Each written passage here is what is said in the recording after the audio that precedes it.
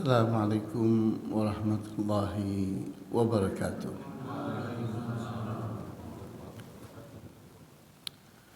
Innal hamdalillah nahmaduhu wa nasta'inuhu wa nastaghfiruhu wa na'udzu billahi min shururi anfusina wa min sayyiati a'malina may yahdihillahu fala mudilla lahu ومن يضلل فلا هادي له وأشهد أن لا إله إلا الله وحده لا شريك له وأشهد أن محمدا عبده ورسوله لا نبي بعده نصلي ونسلم على رسولنا الأمين وعلى آله وأصحابه ومن تبعهم بإحسان إلى يوم الدين وبعد إخواني وأخواتي في الدين أعزكم الله. Kita masih membahas tentang mengasuh dengan minat. Kita sedang berusaha mendalami apa itu minat dan bagaimana kita berbuat banyak dengan minat itu. Dan kita tahu di saat kita ingin anak, cucu dan anak yang kita asuh itu jadi hebat, maka kita cari bakatnya.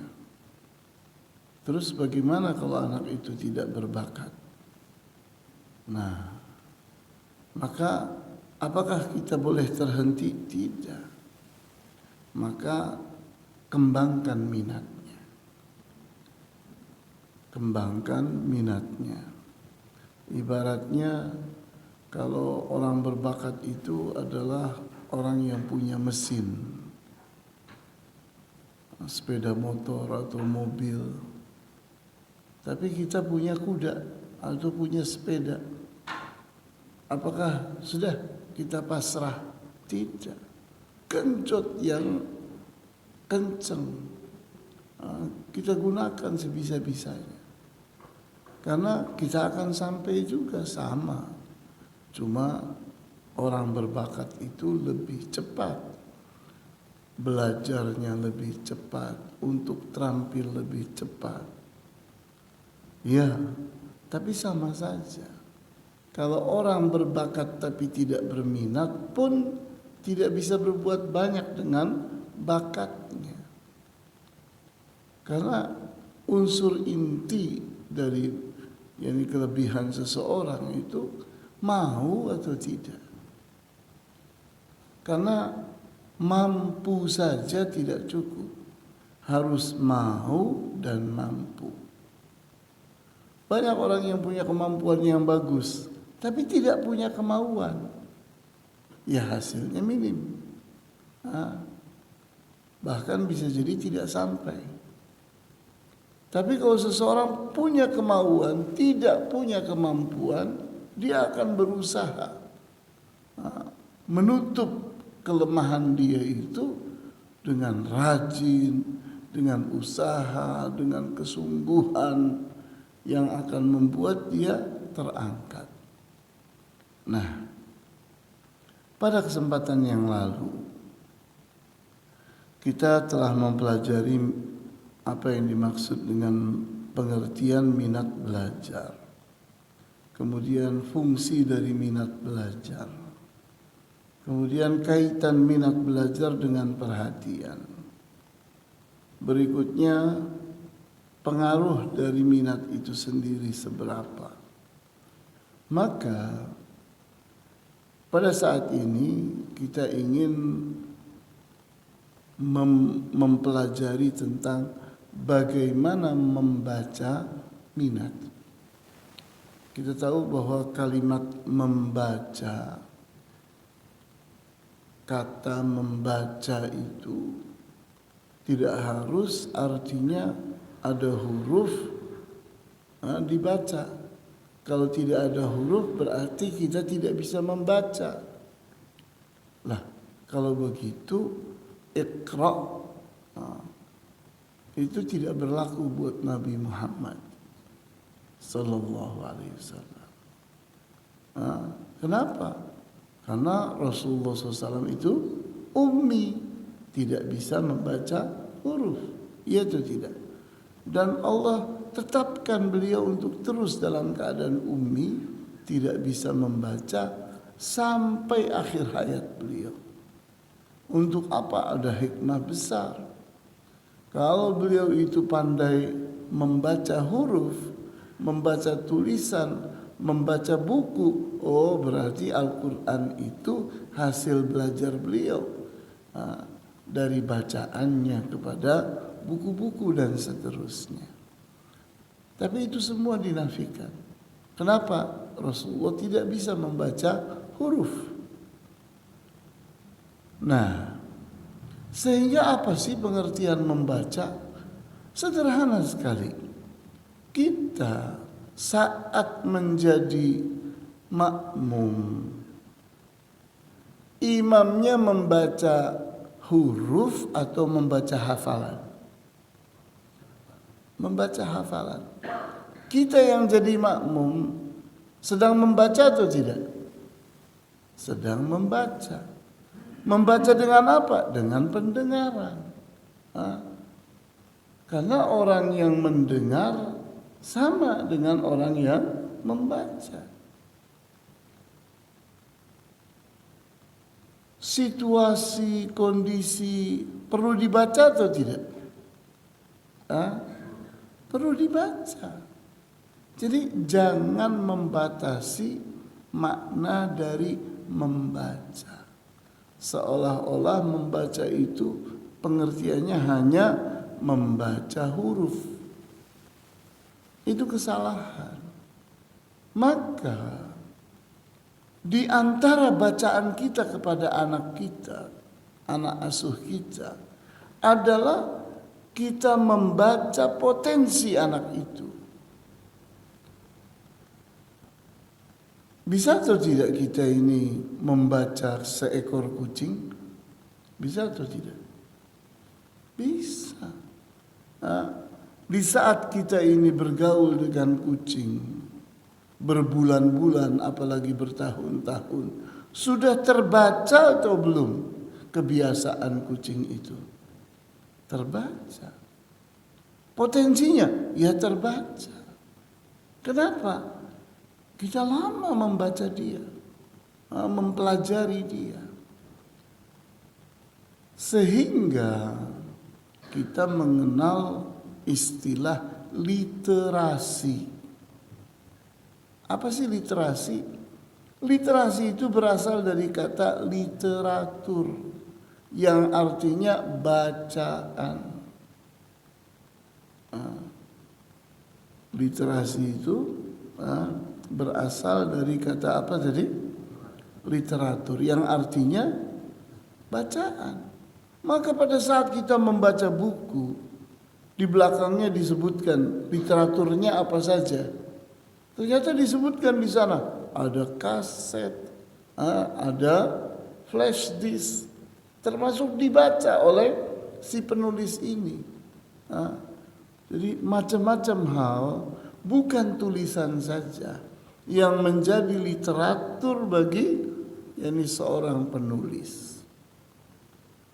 Nah, dari sini kita mengerti bahwa membatasi makna membaca itu membuat kita sempit pemahaman. Sehingga di saat kita memahami kata literasi, biasanya sebuah kata yang diakhiri dengan si itu menunjukkan di sana ada proses. Kita ambil kata-kata apa saja, sosialisasi, berarti ada proses di sana bagaimana mempublikasikan ini, publikasi, ada sinyal lagi, berarti ada proses. Nah, di saat disebut literasi, itu berarti ada proses membaca bacaan.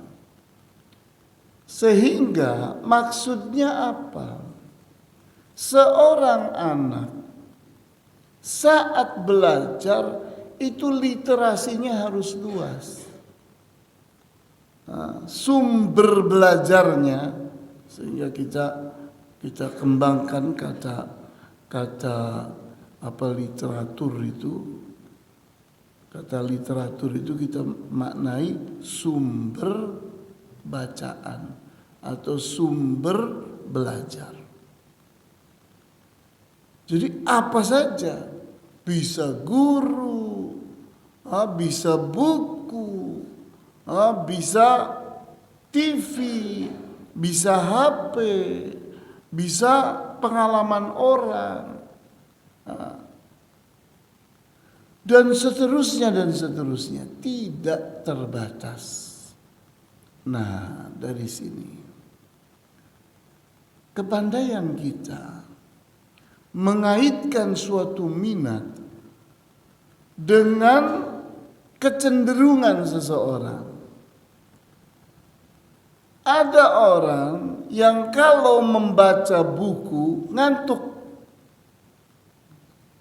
Kalau baca buku ngantuk.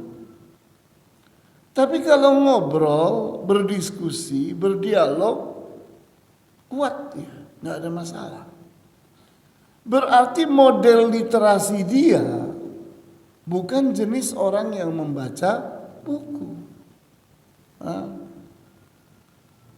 Dia kita kembangkan kepada sisi yang lain, sisi visual misalnya. Ada gambarnya, ada videonya, maka dia akan tertarik, dia akan berminat. Ada orang yang membacanya atau belajarnya itu kinestetik, dia aktif dengan gerakannya. Sehingga kalau dia bergerak, maka dia sedang belajar. Kalau dia bergerak, dia sedang belajar. Itu banyak sekali anak yang model belajarnya kayak begitu. Kita ini kadang-kadang suka salah dalam memahami cara belajar anak. Akibatnya apa? Akibatnya kaku. Akibatnya kaku kita.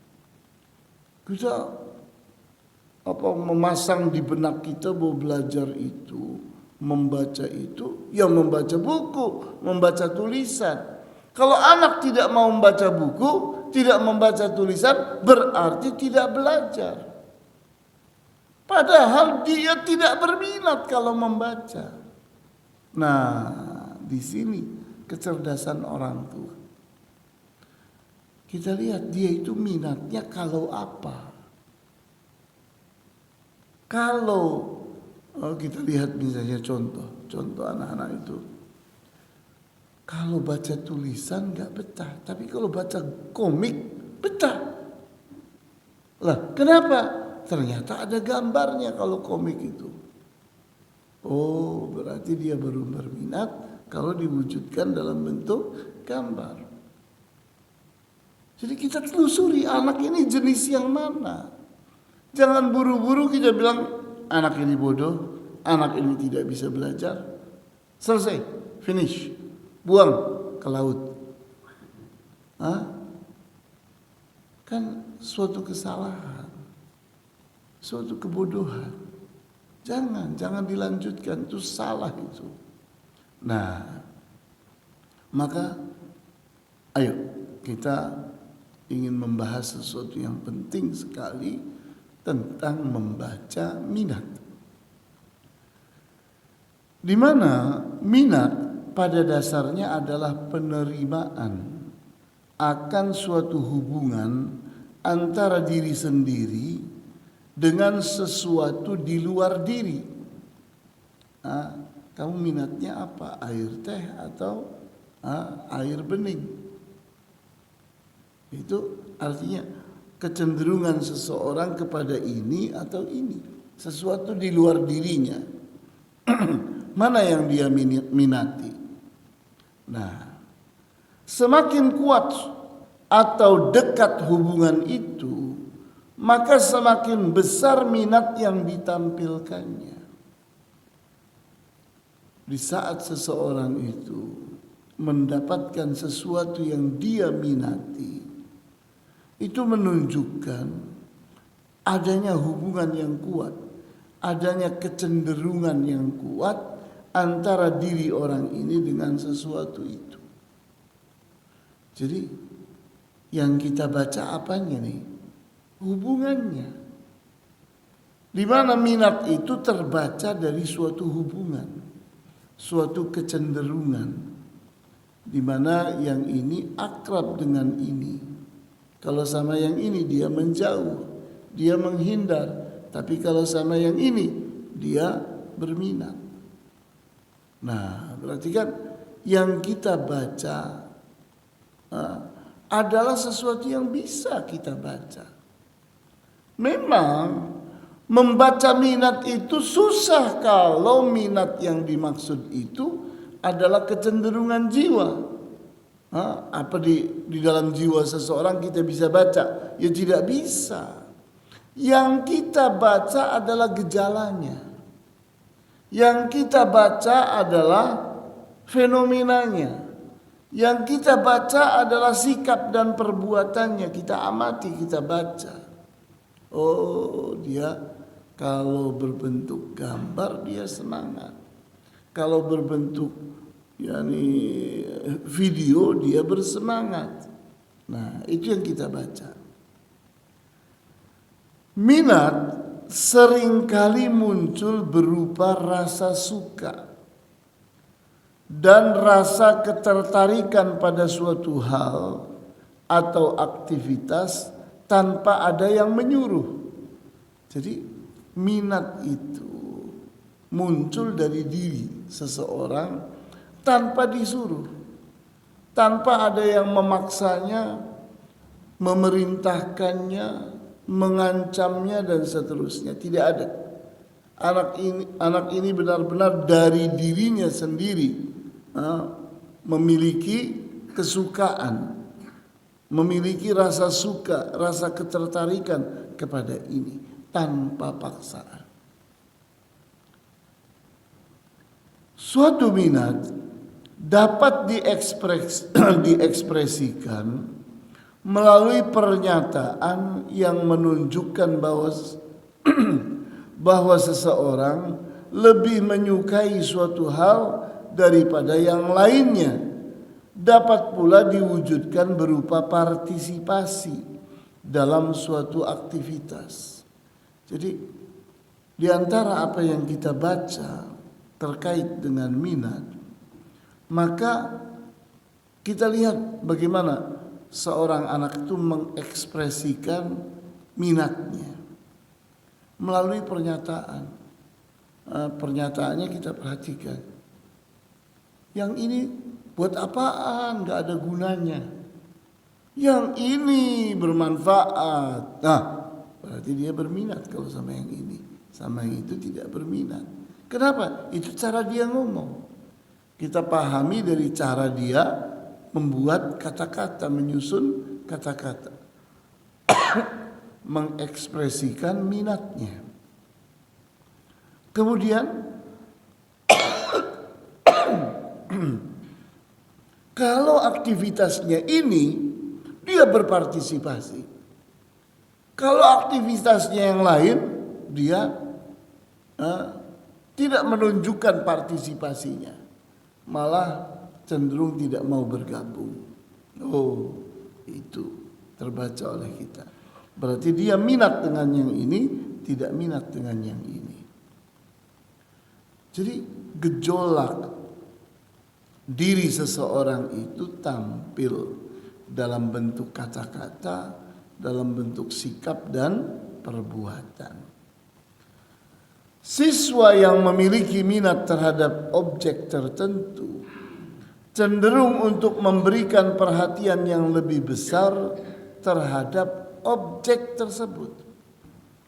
Jadi kita baca di saat perhatian itu muncul, dia memperhatikan, oh perhatiannya kepada ini lebih besar daripada perhatiannya kepada ini, oh berarti ini diminati, ini kurang diminati. Jadi banyak objek yang kalau kita perhatikan, kita akan dapat kesimpulan akan adanya minat atau tidak adanya minat. Nah, kita ingin masuk lebih jauh. Apa kalau begitu indikator dari minat itu? Jadi tanda-tandanya apa? Seseorang dikatakan memiliki minat terhadap sesuatu apabila ia mempunyai perasaan senang, perasaan tertarik, dan perhatian penuh terhadap sesuatu tersebut. Jadi minat itu bisa kita pastikan ada di saat perhatian ada. Di saat seseorang memperhatikan tidak bosan-bosan, berarti dia berminat. Kalau tidak perhatian, ya memang dia tidak berminat, kan begitu. Jadi indikatornya apa? Kamu kok punya kesimpulan tentang minat dan tidak minat? Ya, kamu lihat bagaimana dia perhatian terhadap sesuatu. Kalau dia perhatiannya kuat, ya memang berminat. Kalau dia tidak perhatian, maka memang tidak berminat. Nah, itu wujudnya berupa perasaan senang, perasaan tertarik, kemudian fokus dan sebagainya. Hal ini akan muncul apabila didukung dengan sikap positif atau sikap menerima terhadap hal tersebut. Jadi berikutnya perhatian itu dibaca bagaimana caranya? Lihat sikapnya, positif atau negatif. Di saat positif itu artinya dia betul-betul punya kecenderungan, punya kesenangan, kesukaan. Dari mimiknya kita lihat merasa senang, bersemangat. Tapi dalam hal yang ini ternyata dia tidak bersemangat. Wajahnya tidak menunjukkan rasa senang. Selanjutnya, minat hampir tidak dapat dilepaskan dari perasaan terpenuhinya kebutuhan yang menimbulkan kepuasan bagi dirinya. Jadi kita lihat, di saat seseorang itu mengaitkan antara minat dengan kebutuhan, maka akan terbaca minat itu. Di mana orang yang membutuhkan itu orang yang berminat. Orang yang tidak berminat tidak membutuhkan. Nah, dari sini kita melihat adanya indikator yang kuat, yaitu adanya kebutuhan. Berarti kebutuhan itu bisa dibakar, kebutuhan itu bisa didongkrak, bisa diangkat, bisa dibesarkan, sehingga nanti semakin membutuhkan semakin meminati. Kemudian berbagai indikator minat, diantaranya perasaan senang, perasaan tertarik, penuh perhatian, bersikap positif, dan terpenuhinya kebutuhan. Ini indikator-indikator. Jadi kalau kita melihat ada salah satu dari ini pada anak dihubungkan dengan sesuatu, maka kita segera punya kesimpulan anak ini punya minat. Kenapa kok begitu kamu punya kesimpulan? Dia merasa senang, dia merasa tertarik, dia penuh perhatian, dia bersikap positif, memuji. menyebut-nyebut sesuatu ini penting. Kemudian seseorang merasa terpenuhi kebutuhannya. Nah, jadi kita lihat ini semua adalah indikator-indikator. Faktor-faktor yang mempengaruhi minat antara lain meliputi kedisiplinan, perhatian, partisipasi, dan inisiatif. Jadi nih, minat itu ada kaitannya dengan kedisiplinan, di mana seseorang mau untuk datang jam sekian, memenuhi aturannya. Kenapa? Karena dia berminat. Tapi di sisi yang lain ada anak yang tidak mau berdisiplin. Kenapa? Ya tidak berminat. Nah, kemudian perhatian yang besar. Ustadznya kok nggak datang-datang ya? Pelatihnya kok nggak datang-datang? Instrukturnya mana?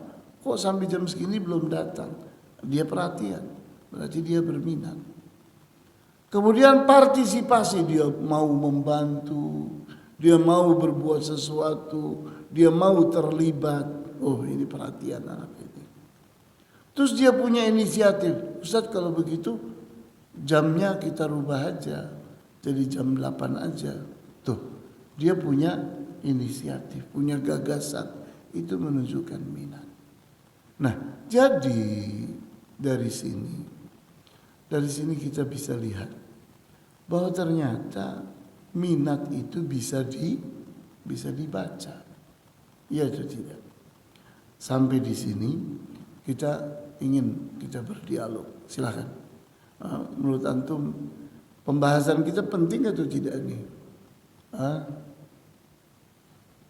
Karena nanti pada akhirnya kita ingin sampai kepada poin bagaimana membakar minat, bagaimana mendongkrak minat, membuat minat itu menjadi semakin besar.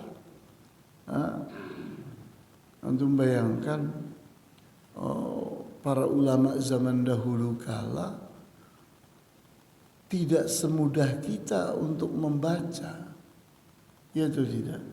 Kita dengan punya HP saja sudah punya Al-Quran, sudah punya perpustakaan lengkap, iya atau tidak? Iya kan? Lah bagaimana ulama zaman dahulu kala? Waduh, susah mereka untuk mendapatkan buku. Mesin tik aja belum ada. Tidak ada mesin tik di zaman mereka. Sehingga mereka itu untuk mendapatkan ilmu harus berjalan berpuluh-puluh kilometer, beratus-ratus kilometer. Bayangkan kalau minat mereka itu tipis, kira-kira ilmu itu akan sampai kepada kita atau tidak? Jadi kalau para ulama itu minatnya sederhana saja, sedikit minatnya mereka. Lah kira-kira ilmu mereka akan sampai kepada kita atau tidak? Tidak mungkin. Mereka itu sangat berminat. Buktinya apa? Sekedar untuk mendapatkan sebuah hadis, bukan sebuah buku hadis, bukan. Sebuah hadis mereka harus mencari fulan si periwayat hadis ini. Adanya di kota ini. Ya, pergi ke kota itu untuk mendapatkan hadis ini. Seperti itu. Silakan, barangkali ada komentar. Silakan. Ya. Assalamualaikum warahmatullahi wabarakatuh. Ya.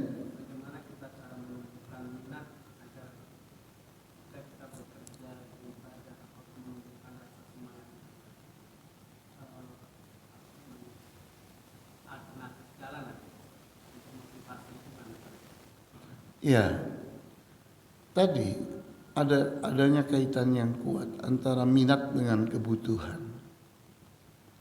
Kebutuhan itu tergambar dari seseorang merasa tidak ingin kehilangan. ingin mendapatkan. Jadi sesuatu yang dibutuhkan. Air pada saat antum tidak haus biasa-biasa saja. Tapi pada saat antum haus, antum akan mencari air, ya atau tidak? Kenapa? Karena kuatnya kebutuhan. Yang tadinya tidak membicarakan air, sekarang membicarakan air. Bertanya, di mana dispenser, di mana yakni galon, di mana? Dia mulai punya perhatian terhadap apa-apa yang ada kaitannya dengan air. Kenapa? Karena adanya kebutuhan. Jadi yang harus dibakar itu adalah kebutuhan. Bagaimana membakar kebutuhan? Menganggap penting sesuatu. Sesuatu kalau dianggap penting, maka orang akan berminat, ya atau tidak? Kenapa seseorang menganggapnya kenapa seseorang itu tidak berminat? Karena menganggapnya tidak penting. Kenapa orang-orang pada tidak sholat subuh misalnya? Dibangunkannya susah. Ya jawabnya karena menganggap sholat subuh itu tidak penting. Tapi orang yang betul-betul telah mengerti bahwa sholat subuh di masjid berjamaah itu sangat penting, maka dia sangat membutuhkan. Karena sangat membutuhkan, maka dia berminat. Dia pasang beker, dia berusaha memberitahu keluarganya, kalau saya kebablasan, tolong dibangunkan. Dia ada upaya seperti itu. Jadi kaitkan antara minat dengan kebutuhan. Sampaikan kebutuhan ini sampai kepada titik penting. Sampai anak itu menganggap ini penting. Nah, kalau sudah anak itu menganggap penting, selesai sudah. Kenapa? Dia sudah ada di puncak minat. Iya atau tidak? Silakan. Perasaan tertarik inilah indikator bahwa seorang anak itu berminat. Kemudian pernyataan menyukai dan menyenangi. Jadi seseorang memiliki ungkapan-ungkapan yang menunjukkan dia menyenangi sesuatu, menyukai sesuatu. Maka kita bilang, oh ini dia ini berminat. Dari mana kamu paham? Perasaan senang. Dia sudah menunjukkan rasa senangnya. Dari mana? Ya dia mengungkapkan, memuji sesuatu. Seseorang memuji sesuatu itu menunjukkan adanya minat. Pernyataan pujian dan dukungan. Seseorang memuji atau mendukung sesuatu itu kita simpulkan hasil bacaan kita. Oh, ini dia berminat. Kenapa? Kok bisa ada kesimpulan begitu? Ini adanya dukungan, adanya pujian. Ini menunjukkan bahwa dia itu tertarik. Adanya perasaan tertarik. Kemudian melebihkan sesuatu dari lainnya. Melebihkan sesuatu dari lainnya. Oh, ini berminat ini. Dari mana kamu paham? Dia bersikap positif terhadap ini. Dia kurang positif atau negatif terhadap ini. Memuji yang ini, mencela yang ini. Oh, berarti dia berminat kepada ini. Kemudian berpartisipasi dalam aktivitas. Ini seorang anak mau terlibat, mau jadi panitia, mau jadi anggota, mau jadi, pokoknya dia berkontribusi.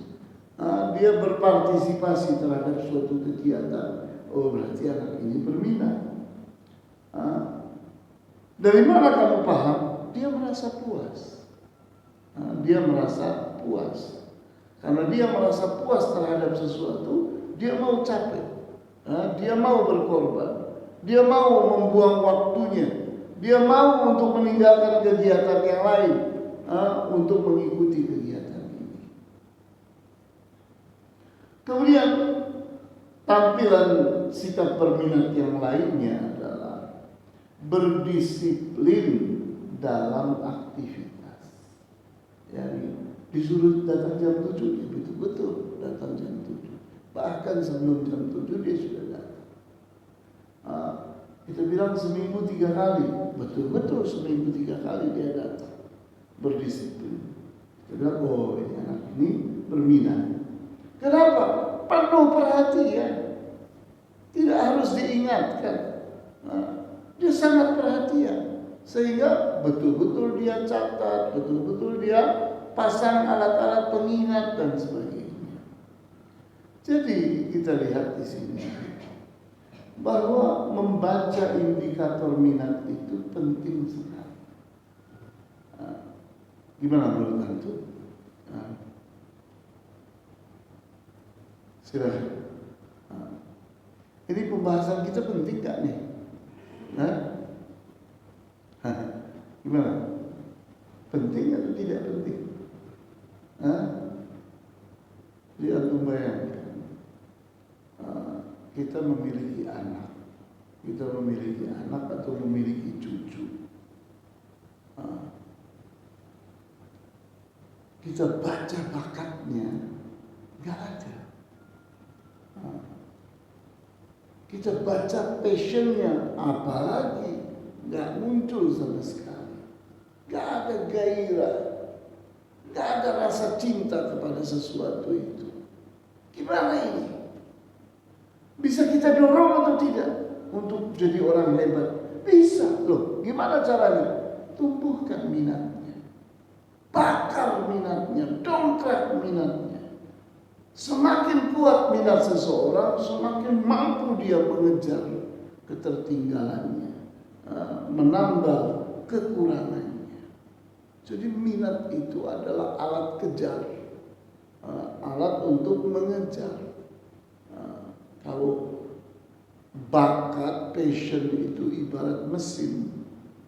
Seseorang yang berbakat itu artinya di dalam dirinya ada mesin yang kuat, yang membuat dia bisa ngebut. Tapi di saat seseorang itu tidak berbakat, bisakah dia menyusul? Jawabnya bisa. Lah menyusulnya dengan apa? Ya dengan minat. Seperti itu. Jadi kita tidak akan putus asa dalam membuat anak kita menjadi orang hebat. Antum bisa ambil banyak contoh. Antum menginginkan antum hafal Al-Quran. Target saya nggak usah hafal seluruh Al-Quran. Ya 5 juz saja yang penting. 3 juz di belakang, 29, 28, 29, 30. Nanti 2 juz di depan. Dah. Dia bisa jadi imam. Dia yang bisa untuk yang menggunakannya dalam sholat-sholatnya dan sebagainya. Nah, tapi anak itu tidak berminat. Lagi mana ini? Anak ini tidak berminat. Nah, di sini kita harus mencari. Dia akan berminat terhadap Al-Quran kalau apa? Kalau diapakan? Kan ini yang harus kita teliti. Dia akan berminat terhadap Al-Quran kalau apa? Nah, sini.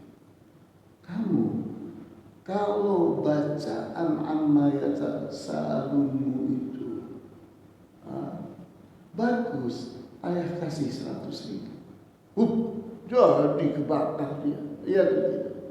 100.000 peceng. Iya. Wah, berminat dia. Yang tadinya malas-malesan mendengar 100.000, dia membutuhkan 100.000-nya. Ya nggak apa-apa. Ini cara untuk menumbuhkan minat. Cara untuk menumbuhkan minat. Ada lagi cara yang lain, Ustaz. Iya, ganti kawannya. Kalau kawannya kerjaannya buang-buang waktu, kerjaannya jalan-jalan kemana-mana, keluyuran, tapi kita ingin anak kita hafal Al-Quran. Terus gimana? Habis waktunya. Hanya ikut-ikutan dengan kawan-kawannya yang kerjaannya membuang-buang waktu untuk sesuatu yang tidak bermanfaat. Ya diganti kawannya. Maka kita ajak dia untuk berkumpul dengan anak-anak yang ternyata aktif menghafalkan Al-Quran. Kita ajak sekali, 2 kali ke sana. Setiap pulang dari sana kita kasih sesuatu, kita belikan sesuatu. Loh, enak juga ya jalan-jalan sama ayah. Kenapa? Saya dapat ini, saya dibeliin ini. Saya gampang minta apa-apa sama ayah kalau ngikutin ayah. Oh ya enak inilah daripada saya main sama kawan-kawan yang gini. Nah, mulai berubah seseorang itu menyukai kawan yang aktivitasnya menghafalkan Al-Quran. Terus kita ajak lagi sampai yang tadinya tidak perhatian kepada Al-Quran mulai perhatian kepada Al-Quran. Ya itu tidak. Jadi ini nih yang kita target tuh begini. Kita harus kreatif. Kita jangan mudah putus asa. Melihat anak kita ternyata tidak berbakat nih. Anak kita tidak punya passion dalam masalah ini. Gimana berarti nggak bisa anak kita jadi anak hebat? Tidak. Tumbuhkan minatnya. Bagaimana menumbuhkan minatnya? Jadi cari, telusuri, baca minatnya. Nampaknya kok tidak ada. Munculkan, tumbuhkan. Terus gimana? Ya kreatiflah kamu. Supaya dia itu muncul, minat itu muncul. Ayo kita berdialog supaya itu lihat ahli. Karena yang kita lakukan itu adalah mengasuh. Mengasuh itu bukan mengajar. Mengasuh itu bukan mengajar. Untuk mengajar dibutuhkan ilmu, ya atau tidak? Untuk mengasuh tidak. Mengasuh itu tidak butuh ilmu. Mengasuh itu caranya adalah kat sayang, ya atau tidak? Apa kat sayang itu? Pendekatan, terus pembiasaan, terus pelayanan. Itulah pengasuhan itu kayak begitu. Kat sayang. Bukan, saya harus menghatamkan buku ini, saya harus belajar dulu, saya harus S1 minimal. Gak perlu, tidak perlu. Cakaplah kamu dalam mendekati anak. Kalau sudah akrab, biasakan dia melakukan sesuatu seperti arahan dan petunjuk kita. Kemudian kalau dia bagus, mulai sadar, bagus sekali, kita layani, minta apa saja kita kasih. Nah, itu pengasuhan begitu. Jangan dibayangkan pengasuhan itu harus sarjana, harus profesor, tidak. Ya. Silakan, barangkali ada pertanyaan. Ibu-ibu, barangkali ada pertanyaan.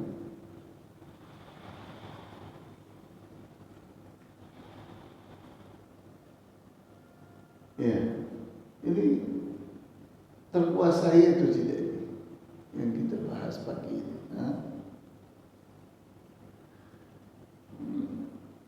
Yani saya sangat berharap sekali, yakni kemampuan kita dalam menelusuri mina, memanfaatkan mina, mengembangkan minat. Karena menjadikan anak itu hebat dari mana? Ya dari minat. Coba antum bayangkan, anak kita itu suaranya merdu. Anak kita suaranya merdu. Mestinya dia bisa apa? Dikaitkan dengan agama ini. Ya, dia bisa jadi qari Al-Quran, ya itu tidak. Dia bisa jadi imam masjid. Dia bisa jadi orang yang dipuji dalam hal indahnya bacaannya terhadap Al-Quran. Ya kan? Kenapa? Punya bakat kok. Merdu suaranya. Ini karunia dari Allah. Malah jadi artis. Ya. Kan kenapa? Kenapa kita gagal? Karena kita tidak mampu mengasuh, tidak mau mengasuh, tidak mau repot kita. Ya sudah, anaknya larut. Padahal anaknya itu berbakat. Banyak anak yang IQ-nya tinggi, Masya Allah, encer, cepat pahamnya, cepat hafalnya. Tapi karena orang tuanya tidak mengerti bagaimana mengasuh, anaknya cuma jadi sampah aja, terbuang percuma. Iya atau tidak? Banyak atau tidak orang tua yang seperti itu? Banyak. Nah itu, jadi di sini ini faktor masalah kita itu sebetulnya di sini. Mau mengasuh atau tidak? Berikutnya, mampu mengasuh atau tidak? Sederhana. Sederhana. Jadi kita tahu bahwa mengasuh itu lebih dekat kepada naluri. Memangnya kucing pernah belajar persalinan, buat jadi bidan. Kucing itu ternyata harus sekolah dulu, sekolah kebidanan. Iya. Ada kucing gagal atau tidak dalam persalinannya? Jadi saya pertanyaannya serius ini. Ada? Nggak ada. Loh kok bisa-bisanya tuh kucing? Memang pernah belajar tuh mengenai persalinan? Jawabnya persalinan itu naluri, insting. Ya tidak. Sama seperti pengasuhan. Pengasuhan itu insting, naluri. Tinggal ditajamkan kita, tinggal meningkatkan kemampuan kita, keterampilan kita, manajemen kita, tingkatkan. Adapun bisa mengasuh, semua orang bisa mengasuh. Semua orang bisa mengasuh. Seperti itu. Silakan. Ada tanggapan? Ada yang protes atau tidak ini pelajaran ini? Nggak penting ini. Jadi saya bayangkan bahwa di kampung kita ini bermunculan manusia-manusia hebat. Gimana memunculkan manusia hebat kalau ternyata keterampilan-keterampilan ini tidak kita pelajari? Tidak mungkin. Anak-anak Indonesia itu anak-anak hebat. Anak Indonesia ini anak hebat. Antum bayangkan, Bill Gates itu sampai datang ke Indonesia. Kenapa? Karena salut dengan anak-anak Indonesia.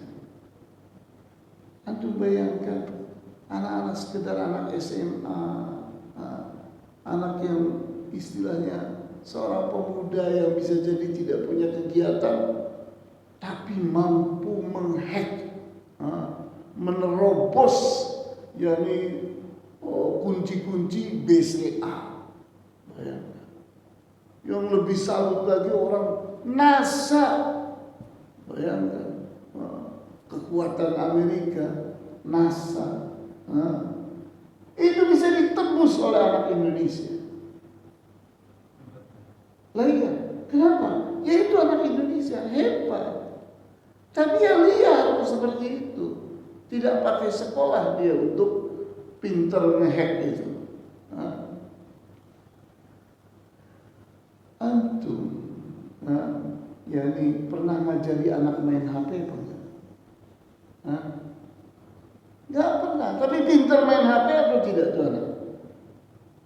Makanya antum yang bikin dia pinter, enggak, kenyataannya dia lebih pinter dari kita. Saya kalau punya masalah dengan HP saya cari anak saya. Coba kenapa kok gini? Kenapa ini kok ngeheng? Kenapa begini? Anak ternyata yang menyelesaikan masalahnya. Saya tidak pernah mengajari anak bagaimana menggunakan HP. Tapi kok pintar sendiri. Lah itu. Jadi memang kita dapatkan bukti bahwa anak-anak kita itu anak-anak hebat. Anak-anak kita itu anak-anak hebat. Cuma orang tuanya itu yang salah. Orang tuanya itu tidak mendidik mereka, tidak mengasuh mereka dengan baik dan benar. Sehingga anak-anak itu jadi anak-anak yang sia-sia. Yang itu jadi presiden cukup kayak Jokowi saja, anak-anak kita itu lebih daripada Jokowi ya. Memang harus punya syarat apa buat jadi presiden? Ya atau tidak? Ternyata orang kayak gini aja bisa jadi presiden. Lah apalagi anak-anak kita yang hebat-hebat itu. Kalau kita siapkan, luar biasa peluang buat mereka di depan. Jadi kita lihat ini problem kita. Ini problem kita. Begitu. Ada pertanyaan? Kalau tidak ada cukup ya. Mungkin yang besar. Ya. Ada kata-kata keterlambatan. Ya. Keterlambatan dalam arti kata kita menyerang tadi. Terlambatnya buat itu. Para sahabat itu sebagiannya masuk Islam setelah tua. Contohnya buta dan tua. Siapa contohnya? Abdullah bin Ummi Maktum. Contoh. Udah tua, buta lagi. Ternyata jadi sahabat hebat. Udah gitu, dia sangat berminat untuk mati syahid. Sehingga dia mengatakan kepada orang semuanya, beri kesempatan saya untuk mati syahid. Bagaimana kau mati syahid? Sedangkan kau harus menggunakan pedang berperang. Tidak. Datang ke medan laga dan minta bendera. Maka dia pegang bendera, diserang, mati dia. Bayangkan. Dia ingin mati syahid kok. Jadi minatnya sampai ke sana. Minatnya itu luar biasa sekali. Jadi para sahabat itu, jangan kita bayangkan mereka itu masih kecil masuk Islam. Tidak. Mereka itu sudah jadi pemuda, sudah jadi orang tua, baru masuk Islam. Ada sih yang kecil-kecil tapi tidak banyak. Dan umumnya yang kecil-kecil itu anaknya para sahabat. Anaknya para sahabat jadi sahabat lagi. Contohnya anaknya Umar bin Khattab, anaknya Abu Bakar As-Siddiq, anaknya dan seterusnya. Seperti itu. Jadi jangan menganggap akan adanya keterlambatan. Yang namanya belajar itu dari kapan sampai kapan? Dari Mahdi ila Lahdi. Mahdi itu timangan. Mahadayu itu timangan. Sampai Lahad. Lahad itu liang kuburan. Jadi orang belajar itu dari mulai ditimang-timang sampai dikubur. Jadi ada kata terlambat? Tidak ada. Tidak ada. Tadi contohnya Abdullah bin Umi Maktum. Ambil contoh yang lain adalah Abu Hurairah. Abu Hurairah itu masuk Islamnya 3 tahun terakhir hayatnya Rasulullah, hidupnya Rasulullah. 3 tahun terakhir. Dan bukan anak kecil, bukan anak muda, bukan. Tapi beliau menjadi penghafal hadis terbanyak. Kalau Al-Quran sih jelas dia hafal. Tapi penghafal hadis terbanyak, periwayat hadis terbanyak siapa? Abu Hurairah. Temponya 3 tahun. Jadi sebetulnya kata-kata terlambat itu tidak ada. Tidak ada. Yakini bahwa keterlambatan itu tidak ada. Sehingga kita merasakan anak kita, wah sudah jadi pemuda kayak begini, saya baru mulai baru sadar pentingnya untuk saya asuh. Sayang, dekati anak. Terus sampai dia percaya kepada kita. Kemudian biasakan kebiasaan baik. Kemudian layani, fasilitasi, penuhi, buka hubungan-hubungan, bantu dia dan seterusnya. Sayang, itu sebuah teori, sebuah metode yang tidak mengenal terlambat. Tidak mengenal terlambat. Seperti itu. Ya, cukup. Baik. Kita tutup. Wallahu ta'ala a'lamu bis-shawab. Walhamdulillahi rabbil alamin. Wa sallallahu ala asyrafil anbiya'i wal mursalin wa ala alihi wa ashabihi ajma'in. Subhanakallahumma wa bihamdika asyhadu an la ilaha illa anta astaghfiruka wa atubu ilaik. Wassalamu alaikum warahmatullahi wabarakatuh.